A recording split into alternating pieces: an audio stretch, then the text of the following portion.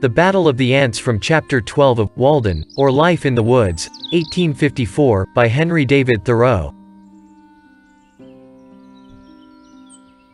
You only need sit still long enough in some attractive spot in the woods that all its inhabitants may exhibit themselves to you by turns. I was witness to events of a less peaceful character. One day when I went out to my wood pile, or rather my pile of stumps, I observed two large ants, the one red, the other much larger, nearly half an inch long, and black, fiercely contending with one another. Having once got hold they never let go, but struggled and wrestled and rolled on the chips incessantly. Looking farther, I was surprised to find that the chips were covered with such combatants, that it was not a duellum, but a bellum, a war between two races of ants, the red always pitted against the black, and frequently two red ones to one black. The legions of these myrmidons covered all the hills and vales in my wood yard, and the ground was already strewn with the dead and dying, both red and black. It was the only battle which I have ever witnessed, the only battlefield I ever trod while the battle was raging, internecine war, the red republicans on the one hand, and the black imperialists on the other. On every side they were engaged in deadly combat, yet without any noise that I could hear, and human soldiers never fought so resolutely. I watched a couple that were fast locked in each other's embraces, in a little sunny valley amid the chips, now at noonday prepared to fight till the sun went down, or life went out. The smaller red champion had fastened himself like a vice to his adversary's front, and through all the tumblings on that field never for an instant ceased to gnaw at one of his feelers near the root, having already caused the other to go by the board, while the stronger black one dashed him from side to side, and, as I saw on looking nearer, had already divested him of several of his members. They fought with more pertinacity than bulldogs. Neither manifested the least disposition to retreat. It was evident that their battle cry was, "Conquer or die." In the meanwhile there came along a single red ant on the hillside of this valley, evidently full of excitement, who either had dispatched his foe, or had not yet taken part in the battle, probably the latter, for he had lost none of his limbs, whose mother had charged him to return with his shield or upon it. Or perchance he was some Achilles, who had nourished his wrath apart, and had now come to avenge or rescue his Patroclus. He saw this unequal combat from afar, for the blacks were nearly twice the size of the red. He drew near with rapid pace till he stood on his guard within half an inch of the combatants. Then, watching his opportunity, he sprang upon the black warrior, and commenced his operations near the root of his right foreleg, leaving the foe to select among his own members, and so there were three united for life, as if a new kind of attraction had been invented which put all other locks and cements to shame.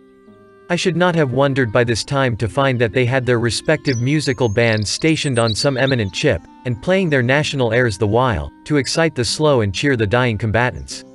I was myself excited somewhat, even as if they had been men. The more you think of it, the less the difference. And certainly there is not the fight recorded in Concord history, at least, if in the history of America, that will bear a moment's comparison with this, whether for the numbers engaged in it, or for the patriotism and heroism displayed. For numbers and for carnage it was an Austerlitz or Dresden.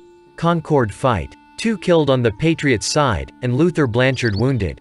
Why, here every ant was a Buttrick, fire. For God's sake, fire. And thousands shared the fate of Davis and Hosmer.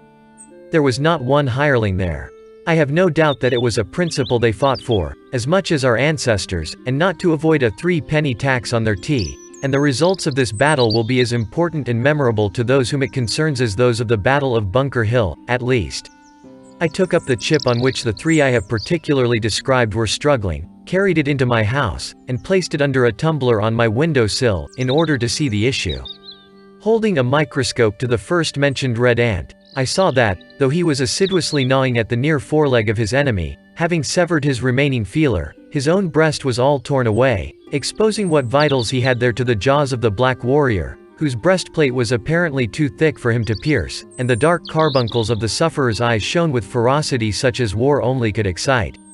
They struggled half an hour longer under the tumbler, and when I looked again the black soldier had severed the heads of his foes from their bodies, and the still living heads were hanging on either side of him like ghastly trophies at his saddle bow, still apparently as firmly fastened as ever, and he was endeavoring with feeble struggles, being without feelers and with only the remnant of a leg, and I know not how many other wounds, to divest himself of them, which at length, after half an hour more, he accomplished. I raised the glass, and he went off over the window sill in that crippled state.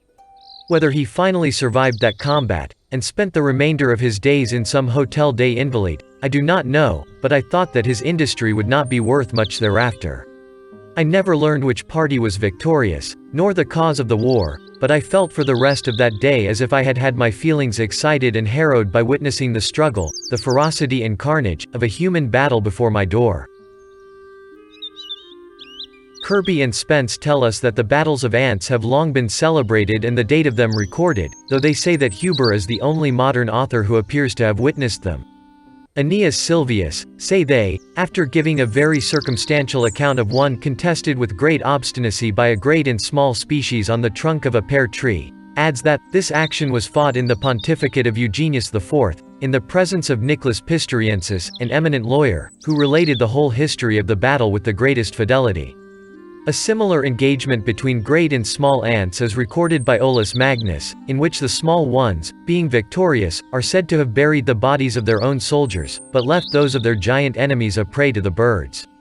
This event happened previous to the expulsion of the tyrant Christiern II from Sweden. The battle which I witnessed took place in the presidency of Polk, 5 years before the passage of Webster's Fugitive Slave Bill.